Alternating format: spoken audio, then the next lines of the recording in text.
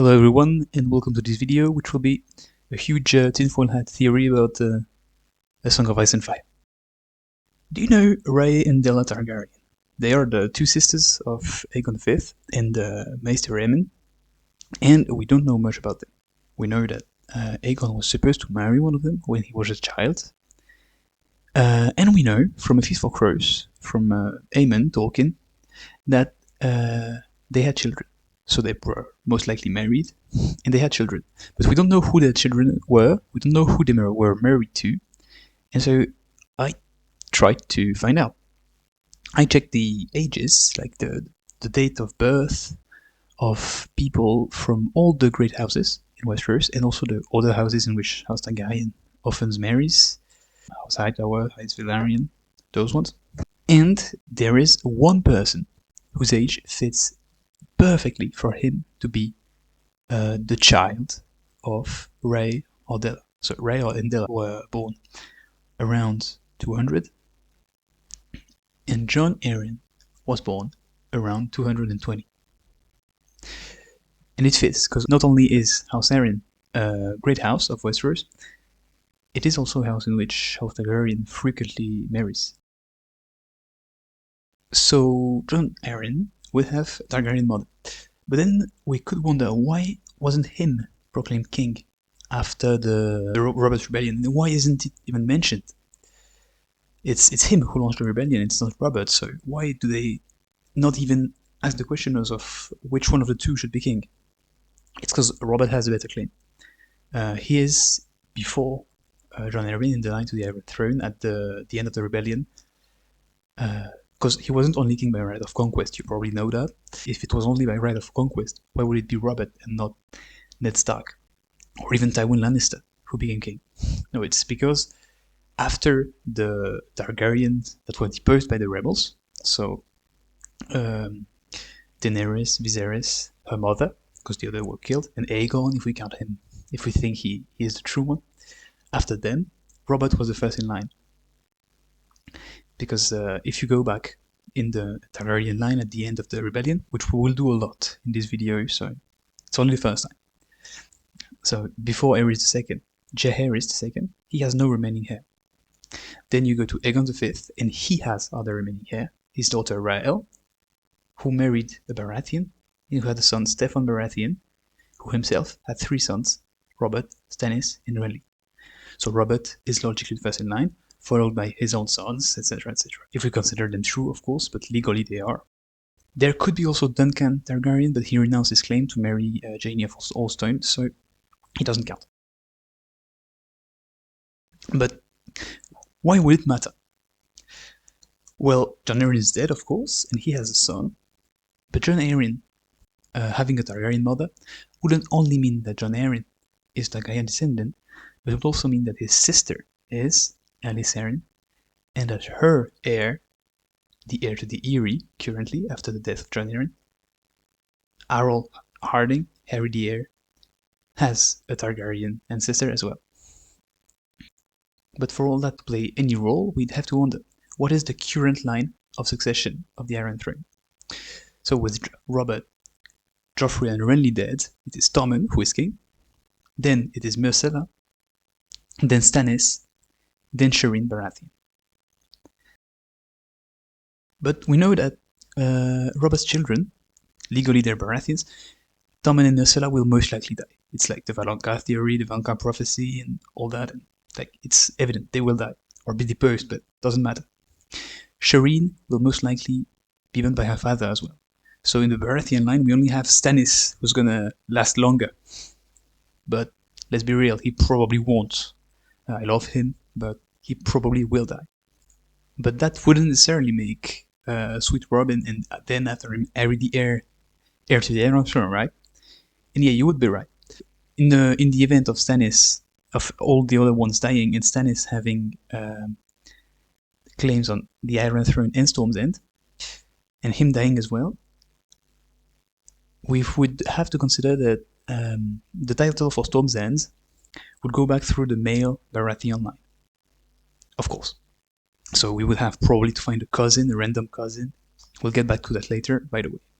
But for the Iron Throne, I would argue that since the claim didn't come from the Baratheon line, but from Riotarttherite, to know who would be the heir, we wouldn't have to go back through the Baratheon line, but to Rhae's line. So let's just do that. So except the Stannis and the older ones that would be dead, Rhae doesn't have any more heirs. Aegon V doesn't have more heir either, since we consider that Aegon and Daenerys were deposed at the end of Robert's Rebellion. So then we go back to Maekar. And Maekar has 3 heirs whose fate we don't know about. The son of Arryn, Maegor Targaryen, and his 2 daughters, Daella and Rhae Targaryen. We don't know if Maegor has children, but he was explicitly discarded from succession, so we won't consider him there. But Daella and Rhae, we know they were married, and probably had children. If they both have legitimate live children, descendants, and so heirs, whoever Daella's heir is the next in line to the Iron Throne after the death of Shireen Baratheon, or Stannis if Shireen died before him. If only Rhae does, it's Rhae's heir. If both do, in theory, it's Daella's heir that is the heir to the Iron Throne, but Rhae's heir could pass. Like, only a few people would know who the heirs are, and like they would just probably take the first one they find. So regardless whose son he is, Jon Arryn might be. Jon Arryn's heirs, of course, through Jon Arryn, might be the next in line after Jon Arryn's mother, who would be one of the 2 sisters. And so, after Shireen, the next in line for the Iron Throne currently would be Sweet Robin. But as we know, Sweet Robin is weak and very young, and Baelish is poisoning him by giving him more sweet sleep than advised by Maester Coleman. And as everybody in Vale knows, Sweet Robin's heir is Harold Hardyng, Harry the heir. And we know that Baelish knows all of the details in Harry's genealogy, and why is Sweet Robin heir? He explains it to Sansa. And so it would be likely that he dug up even more, and if Jon Arryn is actually the son of Targaryen, it would be likely that Baelish dug up even more in Harry's line and found out about it. But we'll talk more about that, about Baelish potentially knowing that later.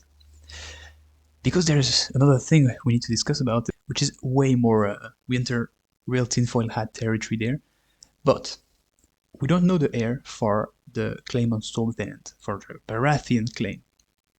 In the idea of the Baratheon claim going through the Baratheon line and the Iron Throne claim going through Rhae. Ormond Baratheon, or his father, could have had siblings. If they had a sister, of course it could be Jon Arryn's mother as well, creating the same situation we just had before if we consider the Iron Throne passed to the Baratheon line and not through Rhae. But what could have happened, and is more interesting if we want to have funny theories, is that the Baratheon claim would go to siblings of Robert's grandfather or great-grandfather. But it is very far away in the line. Their current heirs and current descendants, who have diverged from the main Baratheon line, would have probably lost a bit of their status, and they could have ended up marrying into a way less prestigious house, even though still noble. And what house is still noble, but way less prestigious? You got it, House Hardyng. And so, maybe, Harry the heir, through his father, through House Hardyng, descends from a Baratheon to a siblings of one of Robert's ancestors, who makes him, as well, the heir to Storm's End after Shireen dies. Hence the title, Harry the Cubic Heir, because if everyone likely to die dies, he'd be the heir to the Vale, the Stormlands, and the Iron Throne through 3 different ancestors of his. Of course, there's no actual evidence supporting the idea that Harry the Heir might be the heir to Storm's End through a Baratheon line, because we have actually no clue if Ormond Baratheon or his father had any sibling. But it's not impossible. But it's not over yet. Most of you probably know about the Ashford Meadows Tourney theory. So the idea that the champions at the end of the tourney represent Sansa's potential fits for marriage. So Lionel Baratheon will represent Joffrey, Tybolt Lannister Tyrion, Leo Tyrell Willis, Humphrey Hardyng Heir, and Valar Targaryen we don't know. And so many speculate that Sansa could end up marrying Jon Snow or Aegon. But what if Valar Targaryen and Humphrey Hardyng didn't represent two different persons, but both represented Heir², one representing him as a Hardyng and one representing him as the heir to the Iron Throne, because Valar Targaryen is the heir to the Iron Throne as well, like second in line after his father. Many speculate that Humphrey dying at the Tourney of Ashford means that Harry will die, but Humphrey Hardyng death could then mean not that Harry the heir will die, but that Harry the heir's claim that he takes from House Hardyng, so the claim on the Heir², will be replaced by a most important one, the claim of House Targaryen, the claim of the Iron Throne. And by the way, what if, and it will be more likely if both Valar Targaryen and Humphrey Hardyng represent Harry the heir, the champions of Ashford's tourney, do not represent persons, but titles. The titles of Sansa's potential future husbands.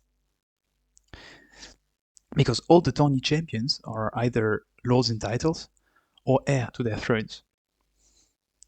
Except Humphrey Hardyng, which is, like Harry the heir, referred to only as a knight.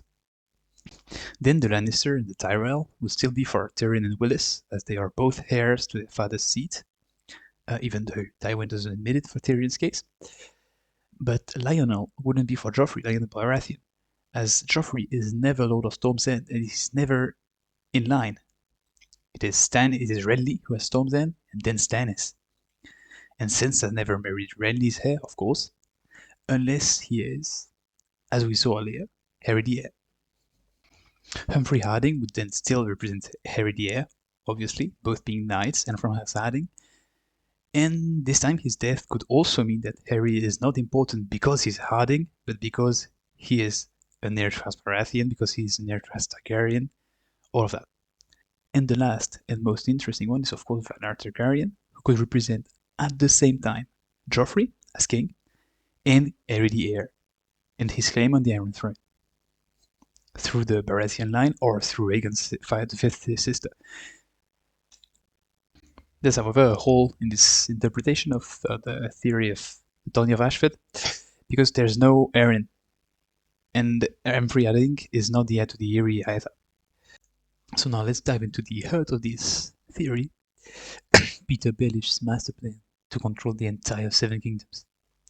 So as we saw, whatever hides in Harry the Heir's lineage, Peter Baelish probably knows it. Regardless if it's Baratheon, Targaryen, or both, Baelish knows it. It is probably unrelated because we know they represent hunt scenes, but he has Robert's tapestries, and I can't help but draw a parallel with the only other tapestries I remember hearing about in A Song of Ice and Fire, which are tapestries in Derry portraying Targaryen kings.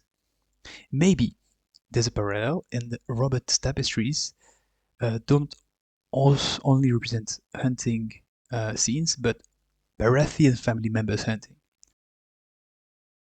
Among those could maybe be the younger brother or sister who got married in House Hardyng, if there's one, or whose heir got married into House Hardyng.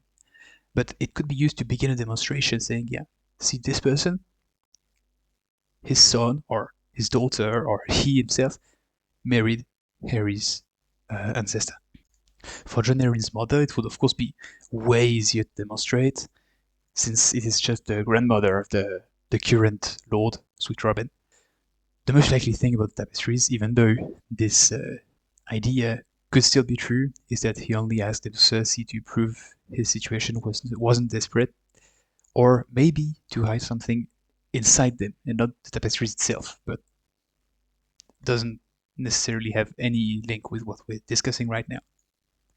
For now, Peter Baelish is Lord Protector of the Vale, but he might want to use his influence to lead the whole kingdom, or to get a more stable grip on the Vale, because right now his hold on the Vale expires as soon as Sweet Robin comes of age or dies, and he is probably planning to have him die.